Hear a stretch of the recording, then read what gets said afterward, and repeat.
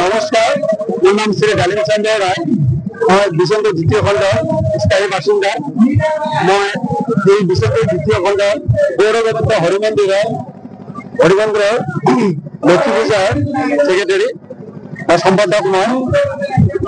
আজিৰ প্ৰগ্ৰাম হল যে আমার 25 বছর এইবার 25 বছর হল 25 বছরের রূপালী জয়ন্তীর কারণে আমি আমার গোটেই যিখিনি রাইজ আছে আমি গোটেই মানে গাঁৱলীয়া ৰাইজ আমি কৃষি খেতি কাম কৰোঁ।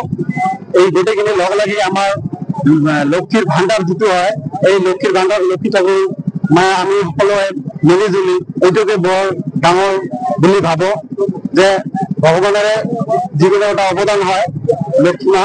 সেইকাৰণে আমি লক্ষ্মী মাৰ ওপৰত অলপ গুৰুত্ব দিছো যাতে আমাৰ গাঁৱৰ যিখিনি ঘৰুৱা সমস্যা বা আমাৰ ধন ভঁৰাল যাতে লক্ষ্মী মায়ে আমাক ভালদৰে পৰিপূৰ্ণ কৰি দিয়ে, তেতিয়া আমি সুস্বাস্থ্য বা গোটেইখিনি আমি চলিব পাৰিম। আমাৰ মনটো আনন্দ থাকিব। আৰু পূজা কাৰ্যসূচী হল যে আজি আমি সাংস্কৃতিক সন্ধিয়াৰ পৰা সাংস্কৃতিক সন্ধিয়া হৈ গল। তাৰপিছত আমাৰ যি নৃত্য প্ৰতিযোগিতা, গোৱালপাৰীয়া নৃত্য প্ৰতিযোগিতা আৰু আধুনিক নৃত্য প্ৰতিযোগিতা গোটেইখিনি হৈ আছে।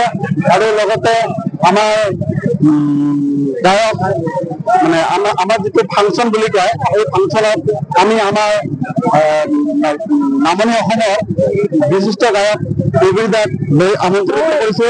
তেখেতে সাংস্কৃতিক সন্ধিয়া উদ্বোধন কৰিলে। আৰু এতিয়া আমাৰ ধুবুৰী জিলাৰ জয়শ্ৰী ভৌমিক আৰু লগতে আগমনিৰ শ্ৰীমন্ত মণ্ডল আৰু বেংগলৰ পৰা এজন অহা কিবা নাম আছিল, নামটো মই পাহৰি গৈছো। তেখেতে আমাৰ 3 দিনীয়া কাৰ্যসূচী আজি সমাপ্ত হব। ৰাইজৰ চহৰে আমি বহুত ভালে পাইছো।